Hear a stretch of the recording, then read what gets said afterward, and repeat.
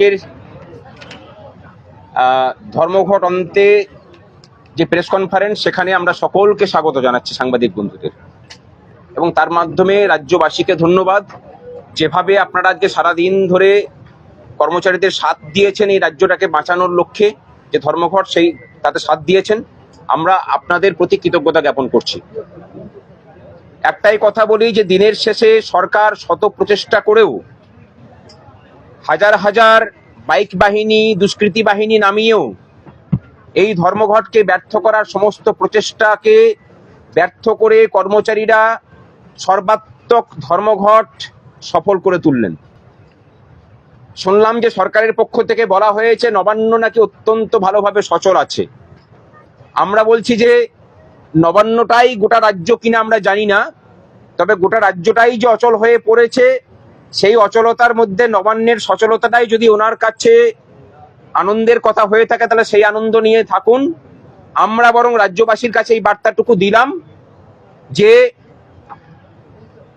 Kolkata high court সহ সমস্ত court, সমস্ত অফিস, সমস্ত শিক্ষা প্রতিষ্ঠান, ইউনিভার্সিটি, সরকারি অফিস সব আজকে অচল হয়ে গেছে। কলকাতা সহ জেলা শহরের রাস্তাগুলো আজকে অনেকটাই ফাঁকা ছিল। মানুষও বুঝিয়ে দিয়েছেন যে এই যে ধর্মঘট রাজ্যটাকে বাঁচানোর উদ্দেশ্যে কর্মচারীরা ডেকেছেন, তাতে তাদের পূর্ণ সমর্থন আছে। এই শক্তিকেই, এই সাহসকেই পাথেয় করে আমাদের আগামী দিনের লড়াই আরো বেশি শক্তিশালী হবে, সেই কথা রাজ্যের মানুষকেও আমরা জানাচ্ছি।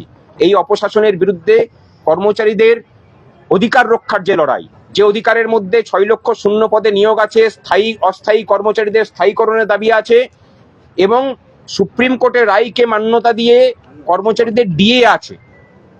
এই ডিএ শুধু কর্মচারীদের ডিএ নয়, এই ডিএর সাথে এই রাজ্যের প্রত্যেকটা খেটে খাওয়া মানুষের ন্যায্য শ্রমের বিষয় আছে। ব্যবসায়ীদের স্বার্থও জড়িয়ে আছে, কারণ মানুষের কাছে টাকা না গেলে ব্যবসায়ীদের কাছেও টাকা আসে না, মার্কেট রোলিং হয় না। এই সকল শ্রেণীর স্বার্থ রক্ষার্থে আজকের যে ধর্মঘট, অনেকে বলবেন যে ধর্মঘট করে কিছু হয় না। আমরা বলছি যে অচল হয়ে পড়া রাজ্যটাকে সচল করার জন্য আজকে আমরা রাজ্যটাকে পুরোপুরি স্তব্ধ করেছি, যাতে করে রাজ্যটা আরো বেশি করে গতি নিয়ে এগোতে পারে। আপনাদের সকলের সহযোগিতায় সেই দিন আগামী দিনে হবে।